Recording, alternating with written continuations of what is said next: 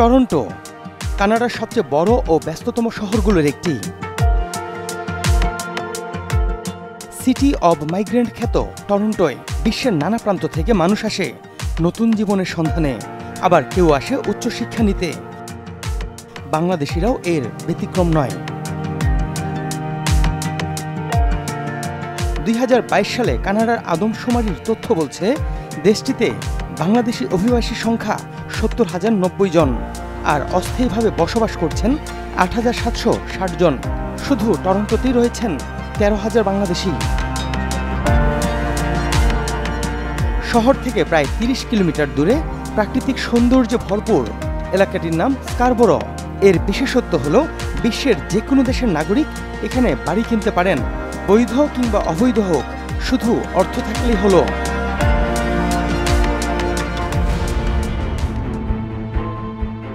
তেমনই একজন বাংলাদেশের সন্ধান পেয়েছে টিম সার্চলাইট, যিনি লেখাপড়া করতে গিয়ে কানাডার স্কারবোরো এলাকায় বিপুল টাকা খরচ করে বাড়ি কিনেছেন।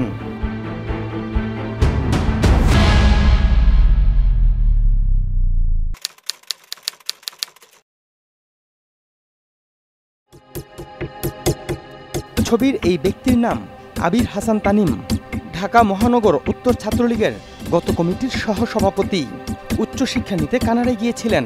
ট্রিনিটি ওয়েস্টার্ন ইউনিভার্সিটি থেকে 2018 সালে গ্র্যাজুয়েশন শেষ করেন।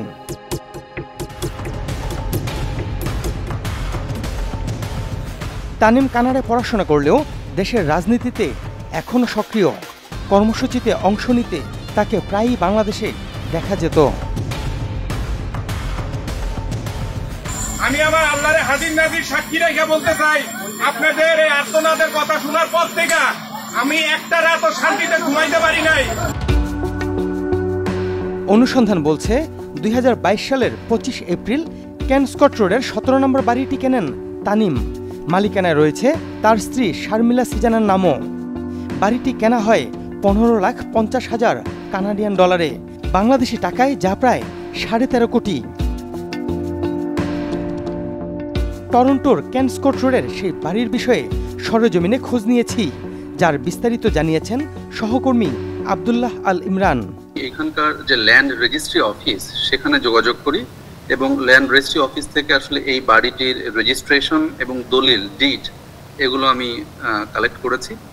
এবং আপনি যে ঠিকানাটা দিয়েছেন 17 কেনস্কট রোড টরন্টো, এটা টরন্টো থেকে প্রায় 20-30 কিলোমিটার দূরে স্কারবোরো নামে একটা জায়গা আছে, সেখানকার একটা সড়ক, সেই সড়কের একটা বাড়ি। তো এই দলিলে আমি দেখতে পাচ্ছি যে এই বাড়িটি আসলে দুজন ব্যক্তি যুগ্মভাবে কিনেছেন। একজনের নাম আবির হাসান তানিম এবং আরেকজনের নাম শর্মিলা সিজানা। বাড়িটি কিভাবে কেনা হলো, অনুসন্ধানী সাংবাদিক ইমরান সেই তথ্য তুলে ধরলেন আমাদের কাছে। এই বাড়িটা কিনতে খরচ করেছে প্রায় 15,50,000 কানাডিয়ান ডলার। বাংলা টাকা এখন যেহেতু ডলারের দাম একটু বেশি, প্রায় 15 কোটি টাকার মতোই হবে। এবং এখানে আরো কিছু রেজিস্ট্রেশন খরচ আছে, সবকিছু মিলে প্রায় 15-16 কোটি টাকার মতো খরচ পড়েছে এই বাড়িটি কিনতে। আরো একটা বিষয় একটু জানিয়ে রাখি, যে এখানে দলিলে দেখা যায় যে এই বাড়িটি কেনার সময় কোনো মর্টগেজ কিংবা কোনো ধরনের ব্যাংক লোন নেওয়া হয়েছে কিনা। এই বাড়িটির ক্ষেত্রে আমরা দেখতে পাচ্ছি যে কোনো ধরনের ব্যাংক লোন কিংবা মর্টগেজ দিয়ে বাড়িটি কেনা হয়নি, বাড়িটি কেনা হচ্ছে এককালীন ক্যাশ টাকা দিয়ে। প্রশ্ন হলো, একজন ছাত্রনেতা কোন প্রয়োজনে কানাডায় নিরাপদ আশ্রয় গড়তে গেলেন, আর ছাত্র হয়েও এত নগদ টাকাই বা পেলেন কোথায়? আবির হাসান তানিমের দৃশ্যমান কোনো আয়ের উৎস নেই, তাহলে কি এমন আলাদিনের চেরাগ হাতে পেলেন যে কানাডায় পড়তে গিয়ে বাড়ি কিনে ফেললেন? তানিমের বিষয়ে বিস্তারিত খোঁজ নিয়ে জানা গেছে তার বাবা সংসদ সদস্য হাবিব হাসান 2020 সালের উপনির্বাচনে ঢাকা 18 আসন থেকে এমপি নির্বাচিত হন। এমপি পুত্র হওয়ার কপাল গুনেই তানিম বাড়ি কিনেছেন কানাডায়। কানাডার বাড়ি ও সার্বিক বিষয় নিয়ে কথা হয় তানিমের সাথে। হ্যালো, আসসালামু আলাইকুম। তানিম ভাই বলছিলেন? বলছি। আচ্ছা ভাইয়া, পড়াশোনা কোথায় করছেন? আমি কানাডাতে করছি। এমনি ব্যবসা বাণিজ্য কিছু করতেছেন কিনা? ব্যবসা আমাদের ফ্যামিলি বিজনেস দেখতেছি। কানাডাতে আপনার যে বাড়িটা, ওইটা কি অবস্থা, কেমন, মানে থাকে কে? কানাডায় আমার কিসের বাড়ি? আমি ভাড়া বাসায় থাকতাম। মানে আমরা একটা কাগজ হাতে পেয়েছি, যে কাগজে আপনার নাম আছে আর কি, বাড়ির মালিক হিসেবে। না না, আমার কোনো বাসা নেই কানাডায়। আমি আপনি এত টাকা পাবো কই বাসা কিনবো? ও আচ্ছা আচ্ছা, না আপনি কিনছেন এরকম একটা ডকুমেন্টস আমরা পাইছি আর কি। কথা বলেছি তানিমের বাবা সংসদ সদস্য হাবিব হাসানের সাথে। ভিনদেশে ছেলের নামে কেনা বাড়ির বিষয়ে প্রশ্ন ছিল তার কাছে। দেশের বাইরে আপনার বা আপনার পরিবারের কোনো ব্যক্তি কোনো সম্পদ আছে কিনা? দেশের বাইরে আমার কেউ থাকেও না, আর দেশের বাইরে আমার সম্পদ থাকার প্রশ্নই ওঠে না। আমি দেশের মাটি, দেশের মানুষ, দেশেই বসবাস করি। অথচ কানাডায় ছেলে আর ছেলের বউয়ের নামে কেনা সেই বাড়ির নথি জোগাড় করেছি আমরা। সেখানে সরজমিনে গিয়ে খোঁজ নিয়েছেন আমাদের সহকর্মী আব্দুল্লাহ আল ইমরান। টরন্টো থেকে প্রায় 33 কিলোমিটার দূরে স্কারব্রো শহরের কেন্সকোর্ট রোড 17 নম্বর বাসার সামনে এখন আমি দাঁড়িয়ে আছি, এবং এই বাড়িটি আবির হাসান তানিম নামের একজন বাংলাদেশী। আমরা এখন এই বাড়িটির ভেতরে যেয়ে জানার চেষ্টা করব তিনি এখানে থাকেন কি না, এবং এই বাড়িটিতে আসলে কারা থাকেন। তবে তার আগে বলে নেই, এই এলাকাটিতে কিন্তু খুবই সুন্দর একটা পরিবেশ, অর্থাৎ নিরিবিলি, একেবারেই গাড়ি ঘোড়া নেই, শব্দ নেই, বসবাসের জন্য চমৎকার একটি জায়গা। মূলত টরন্টোর যারা একটু সম্ভ্রান্ত এবং যাদের অর্থনৈতিক অবস্থা ভালো তারা এখানে বসবাস করেন। Hello, Abir bhai living here? No. Oh, you're the owner? This Afghan. Sorry? My Afghanistan. You're from Afghanistan? You rent that house? Who is the owner of that house? So that's it. Abir is the name. Yeah, Abir. Oh, he's from Bangladesh. Yeah, from Bangladesh. Oh, so you just rent it? Yeah. Oh, he's not here. No, in Bangladesh. Oh, he's... আবির হাসান তানিম এ বাড়িতে থাকেন না, ভাড়া দিয়ে রেখেছেন আফগান একটি পরিবারের কাছে। হাবিব হাসানের প্রতিশ্রুতি ছিল নির্বাচিত হলে দলমত নির্বিশেষে জনকল্যাণে কাজ করবেন। স্থানীয়দের অভিযোগ, নির্বাচনের পর ভুল পাল্টে ফেলেন এমপি। আমি 3 বছর হয়েছি উপনির্বাচনে জয়ী হয়েছি। আমাদের প্রায় সংসদ অ্যাডভোকেট সাহারা আপার অসমাপ্ত কাজগুলি বাস্তবায়ন করাই আমার জন্য আমার ফরজ ছিল। আগামী নির্বাচনের পরে ইনশাল্লাহ আমরা চেষ্টা করব শতভাগ জনগণের কাছে এবং জনগণের প্রত্যাশা পূরণ করে মাননীয় প্রধানমন্ত্রী জননেত্রী শেখ হাসিনার স্মার্ট বাংলাদেশ আমরা গড়ে তুলব। ক্ষমতার জোরে জমি দখল, চাঁদাবাজি, শিক্ষা প্রতিষ্ঠান নিয়ন্ত্রণ, এমনকি দলীয় নেতাকর্মীদের উপর হামলা মামলা করে হয়রানির অভিযোগ রয়েছে এমপি হাবিব হাসানের বিরুদ্ধে। তার জমি দখলের কিছু নমুনা দেখাবো। পিতা আওয়ামী লীগ করতেন, আমিও যুবলীগ করি। 3 কোটি টাকার জমি তার অফিসে না জোর জবরদস্তি রেজিস্ট্রি করে 1 কোটি টাকা দিয়ে রেজিস্ট্রি করে নিয়ে যায়। তারপর আমি অসহায় অবস্থা, কিছু করতে পারি না, কিছু বলতেও পারি নাই। প্রশাসন তাদের কথায় উঠে আছে। আতাউর রহমান তুরাগ থানা তৎকালীন হরিরামপুর ইউনিয়ন যুবলীগের সহসভাপতি। ক্যান্সার চিকিৎসার জন্য জমি বিক্রির সিদ্ধান্ত নিয়েছিলেন। সেই আয়োজন করতে গিয়ে নজরে পড়েন এমপি হাবিবের। নিজের চিকিৎসার জন্য টাকা এই জমি বিক্রি করি, তাদের দাবি সেই টাকা দিতে হবে তার নির্বাচনে অনেক টাকা খরচ গেছে, এই টাকা তার উঠাইতে হবে। শুধু জমি দখলেই থেমে থাকেননি, যুবলীগ নেতা আতাউর রহমানের বিরুদ্ধে নাশকতার 3টি মামলা দেয়া হয়। গাড়ি পোড়ানোর আর অগ্নিসংযোগের অভিযোগ তুলে তাকে বিএনপি জামাত বানানোর অপচেষ্টাও চলে। পূর্ব থানার বিএনপি মামলায় 3টা মামলা 20, 21, 22 3টা মামলায় আমাকে আসামি করে দেয়। আমি 4 দিন জামিন নিতে গিয়ে 4 দিন আমি জেলে ছিলাম। 4 দিন পরে আবার আমার জামিন হয়, পরে আমি জেলের থেকে আসি।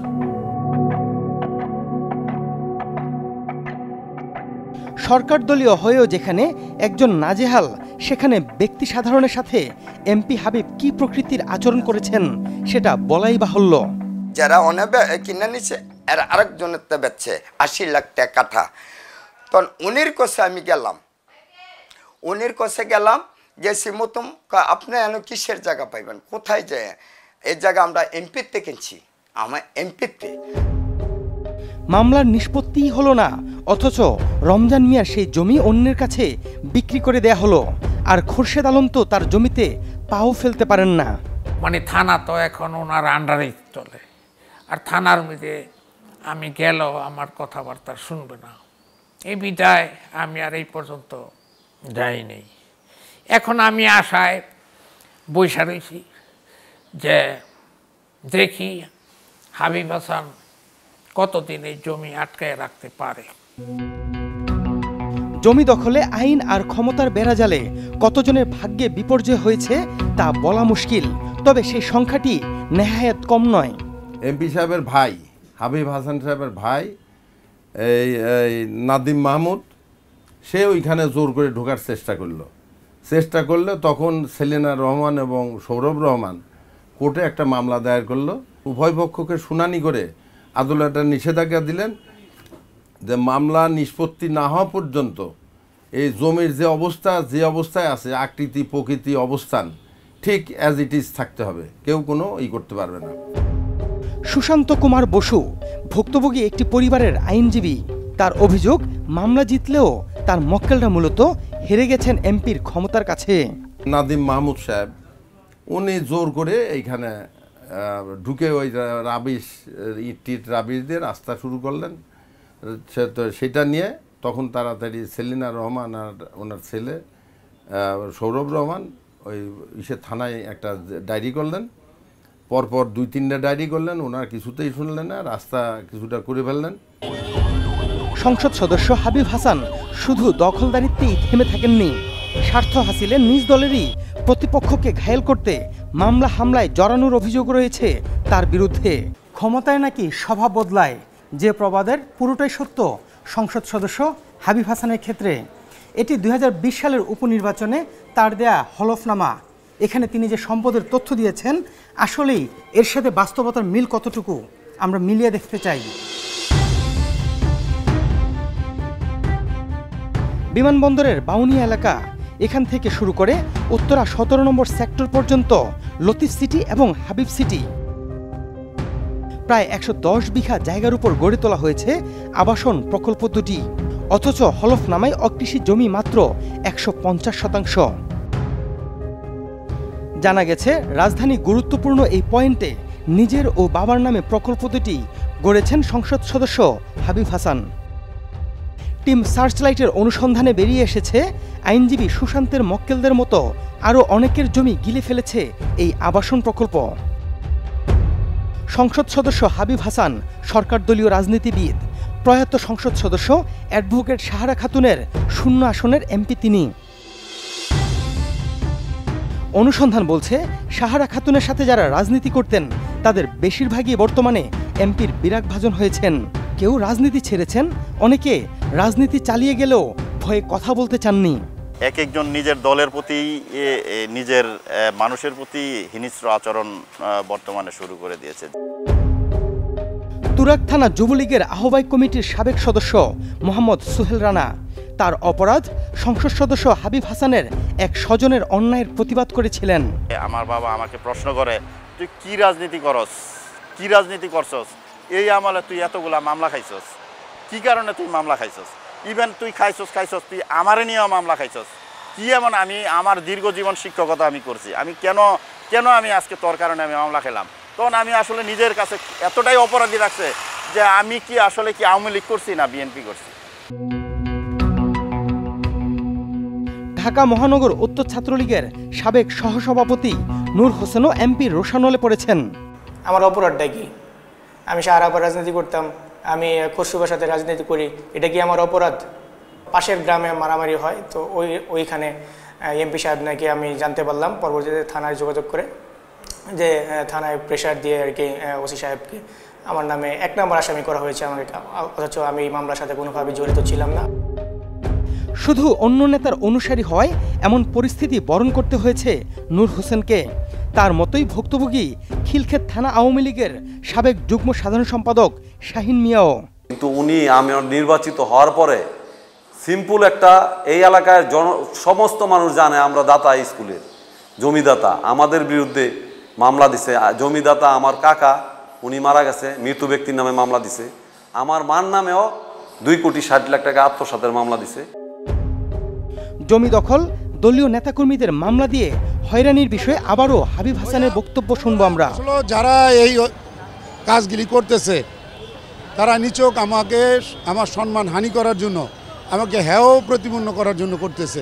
আমি চ্যালেঞ্জ দিয়ে বললাম, যেহেতু আজকে মিডিয়া পাইছি, আমি চ্যালেঞ্জ দিয়ে বললাম এই অভিযোগগুলির যদি একটা প্রমাণ কেউ দিতে পারে, আমি আর জীবনে রাজনীতিও করব না, এমপিত্ব করব না, জনগণের কাছে নাকে কানে খত দিয়ে আমি রাজনীতি থেকে অবসর নিব। এমপি হাবিব হাসান চ্যালেঞ্জ ছুড়ে দিলেও বাস্তবতায় দেখা গেছে পুরো উল্টো চিত্র। এমনকি শিক্ষাগত যোগ্যতা নিয়েও হলফনামায় ভিন্ন ভিন্ন তথ্য দিয়েছেন তিনি। তার প্রথম হলফনামাটি ২০১৫ সালের কাউন্সিলর নির্বাচনে প্রার্থী হওয়ার সময় নবম শ্রেণী পাশের কথা উল্লেখ করেন।